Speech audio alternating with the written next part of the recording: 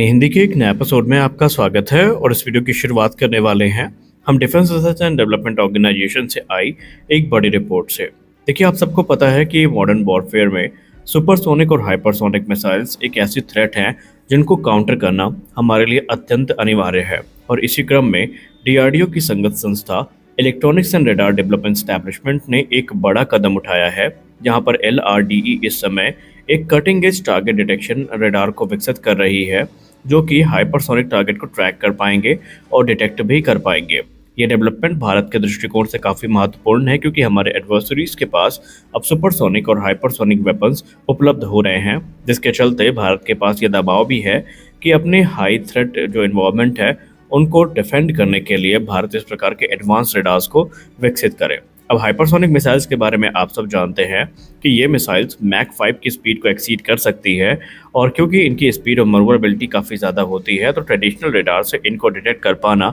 काफ़ी ज़्यादा मुश्किल हो जाता है। और इसीलिए एलआरडीई इसी ड्रॉबैक को एड्रेस कर रही है और काम कर रही है एक ऐसे रेडार पे जो कि हाइपरसोनिक टारगेट को ना सिर्फ डिटेक्ट कर पाएंगे बल्कि ट्रैक भी कर पाएंगे। हालांकि ज़्यादा डिटेल्स इसको लेकर अभी अंडर रैप्स है, लेकिन ऐसा माना जा रहा है कि इसमें एडवांस डिटेक्शन एल्गोरिथम और रोबस्ट ट्रैकिंग कैपेबिलिटीज़ ऐड की जाएंगी, जो कि एक्सट्रीम वेलोसिटी पर भी जो प्रोजेक्टाइल्स हैं इनको ट्रैक कर पाएंगी और न्यूट्रलाइज करने में मदद करेंगी। हमारी अगली बड़ी अपडेट आ रही है माउंटेड गन सिस्टम प्रोग्राम को लेकर के। आप सबको पता है कि defence research and development organisation और कल्याणी स्ट्रेटेजिक सिस्टम लिमिटेड के तरफ से जो माउंटेड गन सिस्टम प्रोग्राम है ये आगे बढ़ाया जा रहा है, जहां पर इसका पहला प्रोटोटाइप इस समय एक क्रिटिकल वेट रिडक्शन मेजर से गुजर रहा है। अपने इनिशियल टेस्ट को पास करने के बाद अब इस प्रोटोटाइप का जो वजन है उसको कम करने की कोशिश की जा रही है, जहां पर इनिशियल प्रोटोटाइप जो है एमजीएस का वो 31.5 टन तक वेट करता है, लेकिन अब इसके वजन को कम करने के लिए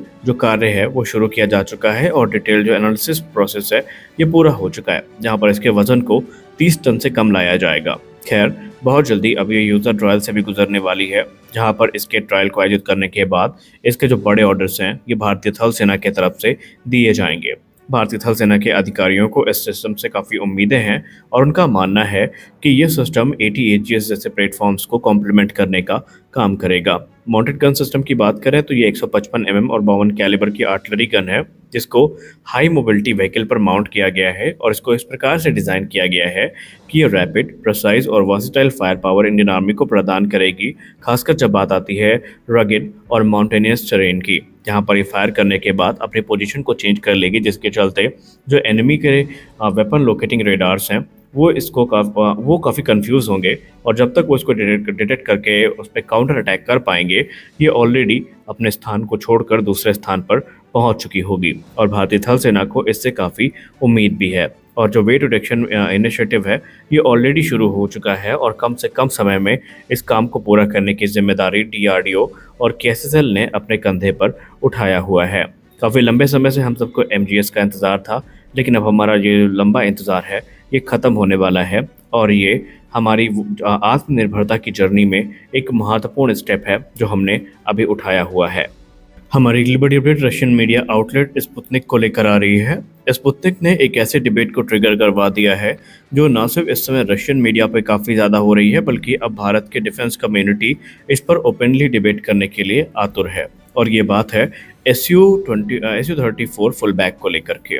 रशियन मीडिया ने हाल ही में एक नई कैंपेन शुरू करी है, जहां पर वो भारत को अब SU-34 फुल बैक भी पुश करने लगे हैं। इसके पूर्व रशिया के तरफ से एडवांस जेट इंजन SU-35 और SU-57 फैलन जैसे प्लेटफॉर्म और SU-75 चेकमेट जैसे प्लेटफॉर्म पुश किए जा रहे थे, लेकिन स्पुतनिक इंडिया ने और जो डिबेट ट्रिगर करी है इसमें उन्होंने ये कहा है कि अब रशिया भारत को SU-34 फुल बैक देने की तैयारी कर रहा है, और उन्होंने इसको प्रमोट करते हुए ये कहा कि ये इंडिया के एयर आर्सेनल के मद्देनज़र काफ़ी महत्वपूर्ण होने वाला है, क्योंकि ऑलरेडी इसका जो एडवांस बैच है वो रशियन एरोस्पेस फोर्सेस को मिलना शुरू हो चुका है, जो कि काफ़ी ज़्यादा एडवांस फीचर्स के साथ इक्विप होकर आ रहे हैं। गौर करने वाली बात एक ये है कि स्पुतनिक इंडिया ने ये क्लेम किया कि SU-34 की यूनिक जो ब्लेंड है, जिसमें स्पीड और पेलोड कैपेसिटी हमें देखने को मिलती है, ये भारत के हित में होगी।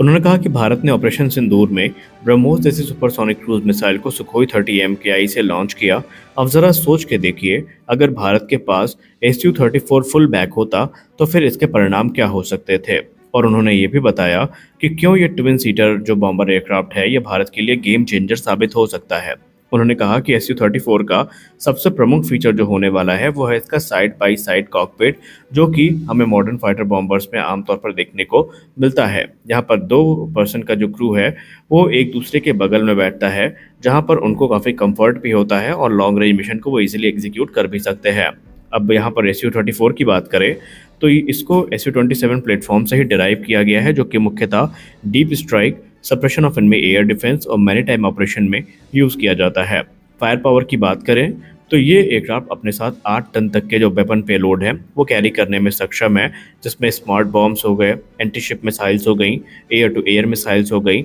लॉन्ग रेंज क्रूज मिसाइल्स हो गई, ये शामिल हैं। वहीं रेंज पर बात करते हुए उन्होंने कहा कि इसका जो कॉम्बैट रेडियस है वो 1100 किलोमीटर से ज़्यादा का है और ये लॉन्ग रेंज मिशन के लिए काफ़ी सूटेबल प्लेटफॉर्म है और इनको इसके लिए जो हैवी एरियल रिफ्यूलिंग है उसकी भी ज़रूरत नहीं पड़ेगी। और हाई स्पीड की बात की जाए तो इसकी स्पीड भी काफ़ी अच्छी है। उन्होंने कहा कि इसकी टॉप स्पीड मैक 1.8 की है, जो इसको फाइटर लाइक एजिलिटी प्रदान करती है और बॉम्बर ग्रेड का पेलोड कैपेसिटी प्रदान करती है। इसके अलावा इसमें जो एडवांस सिस्टम है वो भी हमें देखने को मिलते हैं। ये इलेक्ट्रॉनिक वॉरफेयर सिस्टम से इक्विप्ड है। इसमें एक यूनिक रियर फेसिंग रेडार भी देखने को मिलता है, जो कि इसके थ्रेट डिटेक्शन को काफ़ी इन्हांस कर देता है और इसकी सर्वाइबिलिटी जो है कॉन्टेस्टेड एयर स्पेस में वो काफ़ी ज़्यादा बढ़ जाती है। वहीं इसमें टेरेन फॉलोइंग कैपेबिलिटी भी देखने को मिलती है, जो कि लो लेवल की स्ट्राइक्स में एक महत्वपूर्ण भूमिका निभाती है। Su-24 ने ऑलरेडी यहाँ पर जो अभी रशिया यूक्रेन वॉर है उसमें महत्वपूर्ण भूमिका निभाई है। इसके अलावा इसने सीरिया में भी इसकी जो अपनी कैपेबिलिटी है उसका प्रदर्शन इसने किया है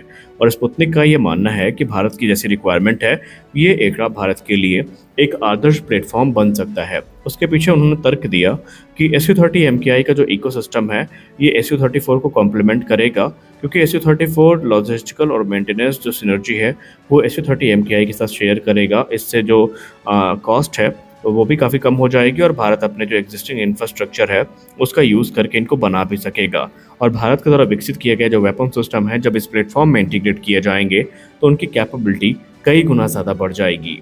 ये एयरक्राफ्ट न सिर्फ भारतीय वायुसेना के लिए हितकर होगा बल्कि इसमें जो नेवल स्ट्राइक मिशंस भी एग्जीक्यूट किए जा सकते हैं और अगर भारत इसको लेता है तो भारत को काफ़ी कम कीमत पर ये जो एयरक्राफ्ट हैं ये मिल जाएंगे। उन्होंने कहा जब आप इसको वेस्टर्न अल्टरनेटिव जैसे कि F-15E स्ट्राइक ईगल से कंपेयर करते हैं तो या राफेल से कंपेयर करते हैं तो इसकी एक्विजिशन और ऑपरेशनल कॉस्ट भी काफ़ी कम होती है और ये भारत के लिए काफ़ी हितकर होंगे। खैर अब यहाँ पर भारत इसको लेगा या नहीं लेगा इस पर हम टिप्पणी नहीं करेंगे, लेकिन एक्सपर्ट्स ये जरूर कहते हैं कि भारत ने अगर कभी बॉम्बर कंसीडर किया तो फिर रशिया को Tu-160 पर बात करनी होगी, Su-34 पर नहीं। तो इस वीडियो में बस इतना ही, मिलते अगले वीडियो में, तब तक के लिए जय हिंद।